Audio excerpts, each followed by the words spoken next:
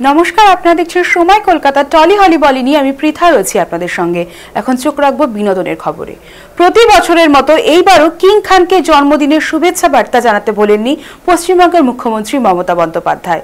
2রা November রাত 12টা বাজার ঠিক 1 মিনিট আগে নিজের এক্স হ্যান্ডেলে শাহরুখকে শুভেচ্ছা জানিয়ে একটি পোস্ট করেন, সেখানে তার প্রতিভার প্রশংসা করেন। মুখ্যমন্ত্রীর শুভেচ্ছা বার্তায় আপ্লুত হয়ে এবার তিনি নিজেই দিদিকে ধন্যবাদ জানিয়ে লেখেন যে খুব শীঘ্রই দেখা হতে চলেছে। শাহরুখের জন্মদিন হোক বা শুটিং ফ্লোরে দুর্ঘটনা, সব ক্ষেত্রে মুখ্যমন্ত্রী তার কথা ভেবেছেন। এর আগে কিং ছবির শুটিং চলাকালীন গুরুতর জখম হয়েছিলেন শাহরুখ। তখনও তার স্বাস্থ্য নিয়ে যথেষ্ট উদ্বিগ্ন হয়েছিলেন বাংলার মুখ্যমন্ত্রী। তার দ্রুত আরোগ্য কামনা করে টুইটও করেছিলেন। তবে শাহরুখের মুখ্যমন্ত্রীকে ধন্যবাদ জ্ঞাপনের শব্দেই তার ভক্তরা আশা বাঁধছেন, তবে কি কলকাতায় আবার আসতে চলেছেন বাদশা? উল্লেখ্য, শাহরুখ খানের কিং সিনেমা নিয়ে উন্মাদনার পারতুঙ্গে প্রায়শই এই ছবি নিয়ে নিত্য নতুন তথ্য প্রকাশ্যে আসছে। বাদশার জন্মদিনের প্রকাশ্যে এসেছে ছবির টিজারও, জানিয়ে রীতিমতো উন্মাদনা তুঙ্গে। বহু প্রতীক্ষিত এই মেগা বাজেট সিনেমাতে দেখা যাবে দীপিকা, রানী মুখার্জি, অনিল কাপুরের মতো জনপ্রিয় শিল্পীদের।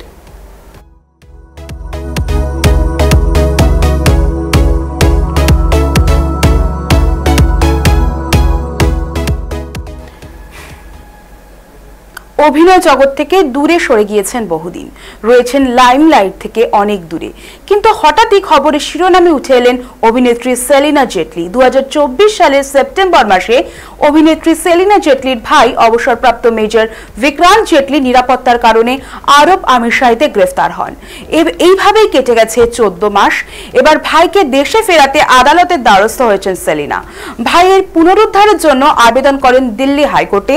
ভারতের বিদেশ মন্ত্রক যাতে বিষয়টি নিয়ে পদক্ষেপ করে, আইনি প্রক্রিয়া শুরু করে এবং চিকিৎসা পরিষেবা প্রদান করে তার ভাইকে, আবেদন জানিয়েছেন তিনি। সেলিনার দাবি, বেআইনিভাবে তার ভাইকে আটকে রাখা হয়েছে। সোমবার দিল্লি হাইকোর্টে অভিনেত্রীর সেই আবেদনের শুনানি ছিল। সেলিনার এই আবেদনের শুনানিতে দিল্লি হাইকোর্টে বিদেশ মন্ত্রককে কড়া ব্যবস্থা নেওয়ার নির্দেশ দিয়েছে। অভিনেত্রীর পরিবার আরব শাহীর সাথে যোগাযোগের জন্য এক নোডাল অফিসার ও নিয়োগ করেছেন। দিল্লি হাইকোর্ট ও বিদেশ মন্ত্রককে নির্দেশ দিয়েছে যাতে নিয়মিতভাবে পরিবারের সাথে সেলিনার ভাইকে যোগাযোগ রাখার ব্যবস্থা করে দেওয়া হয়। সোশ্যাল মিডিয়ায় সেই নিয়ে দীর্ঘ লেখাও পোস্ট করেন সেলিনা। এদিন ছোটাছুটির পর অবশেষে আশার আলো দেখেছেন বলেও জানান। সেলিনার আইনজীবী জানিয়েছেন, অবসরপ্রাপ্ত মেজর বিক্রান্ত একজন ভারতীয় নাগরিক। সরকারের উচিত তাকে আইনি সহায়তা প্রদান করা। রিপোর্ট অনুযায়ী বিক্রান্ত 2016 সাল থেকে ইউএইতে ব্যবসা বাণিজ্য, কনসালটেন্সি তথা রিস্ক ম্যানেজমেন্ট বিভাগে কর্মরত ছিলেন। সরকারি কৌশলী নিধি রমন জানিয়েছেন, একটি মামলায় সংযোগ উঠে আসায় আটক করা হয়েছিল তাকে। তবে আটক করার নির্দিষ্ট কোনো কারণ জানানো হয়নি পরিবারকে।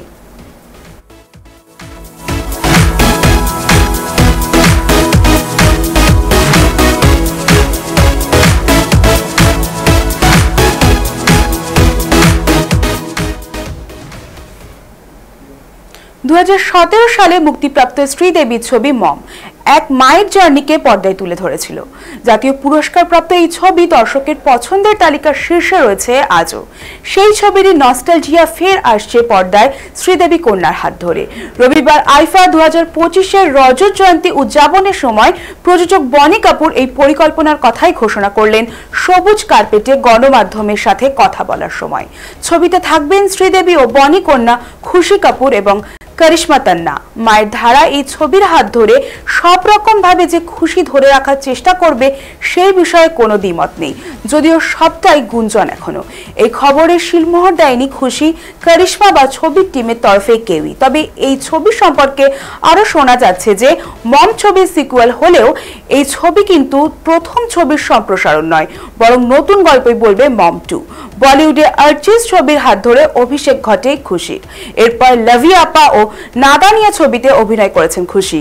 মেয়ের সব কাজ দেখে বাবা বনি কাপুর আশাবাদী যে সে নিশ্চয়ই পারবে মায়ের পদাঙ্ক অনুসরণ করতে। অপরদিকে করিশ্মাকে শেষ দেখা গিয়েছিল 2021 সালে লাহোর কনফিডেন্সিয়াল ছবিতে।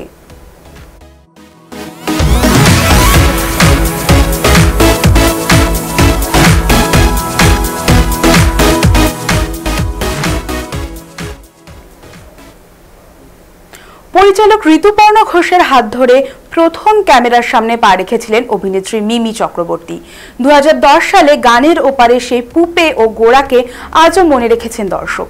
মিমি চক্রবর্তী ও অর্জুন চক্রবর্তীর সংলাপ বলার ধরন, সাবলীল অভিনয় আজও দর্শকদের মনে সতেজ। পর্দার সামনে নিজের প্রথম কাজ দিয়েই মানুষের মন জয় করে নিয়েছিলেন তিনি।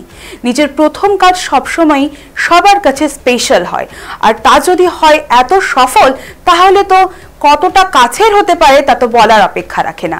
মিমিও তার ব্যতিক্রম নয়। নিজের প্রথম অভিজ্ঞতার কথা মনে পড়তেই অভিনেত্রী হয়ে পড়েছেন আবেগপ্রবণ। প্রথমবার পর্দায় পা রেখে যেভাবে তিনি কাজ করেছেন, কাজ শিখেছেন, তার সব কৃতিত্বই প্রয়াত পরিচালক ঋতুপর্ণ ঘোষকে দিয়েছেন মিমি।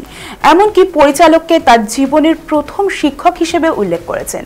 তারপর কেটে গিয়েছে দীর্ঘ 15 বছর, তবুও টেলিভিশনের প্রথম দিনের কথা ভুলতে পারেননি অভিনেত্রী। ফেলে আসা সুন্দর কিছু মুহূর্ত ভাগ করে মিমি বলেন, এই সিরিয়ালের অংশ হতে পেরে তিনি নিজেকে ভাগ্যবান মনে করেন।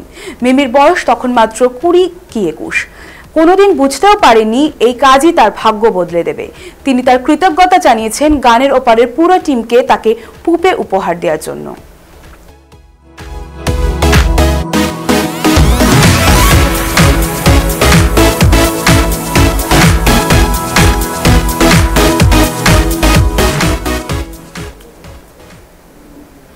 কথায় আছে, প্রেমে পড়ার কোনো বয়স লাগে না।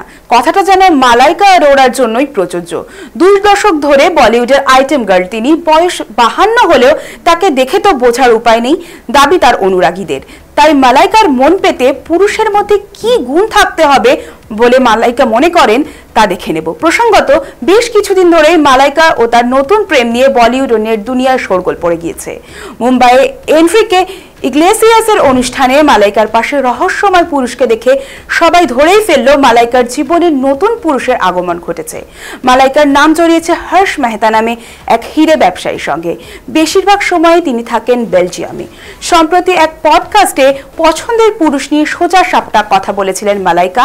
সেখানেই বলিউড সুন্দরী জানিয়েছিলেন তার পছন্দের পুরুষ কেমন হবে। মালাইকা বলেন, একটু রুক্ষ এবং ধারালো চেহারার পুরুষ পছন্দ তার। খুব পরিপাটি, ফর্সা, গোফদারি কামানো পুরুষ তিনি একেবারেই পছন্দ করেন না। এখানেই শেষ নয়, পছন্দের পুরুষের কেমন গুণ থাকতে হবে তাও জানিয়েছিলেন মালাইকা। তার কথায় সে যেন প্রকাশ্যে সাহসের সঙ্গে ফ্লার্ট করতে পারে, পাশাপাশি তার এমন কাউকে পছন্দ যে ভালো চুমুও খেতে পারে।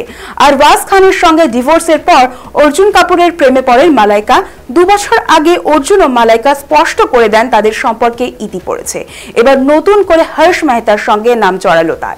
যদিও এই নিয়ে এখনো পর্যন্ত কোনো রকম মুখ খোলেননি বলিউডের মুন্নি।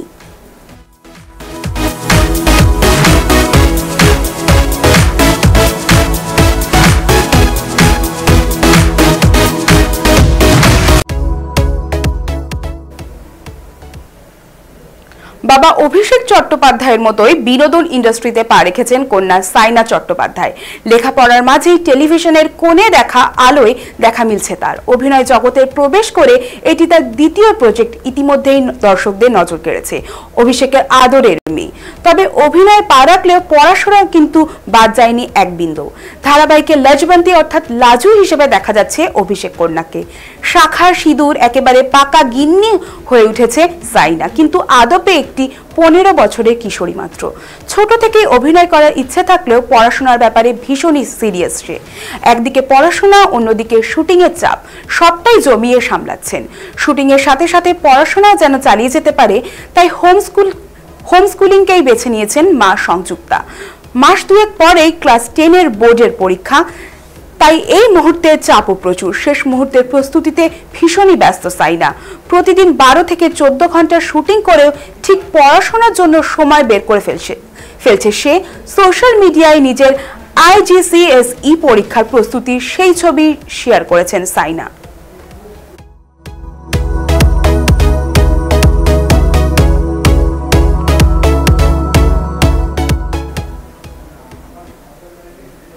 টলিহলি বলে এখনকার মতো এই পর্যন্তই। বিনোদনের অন্য সমস্ত খবর পেতে চোখ রাখুন সময় কলকাতায়।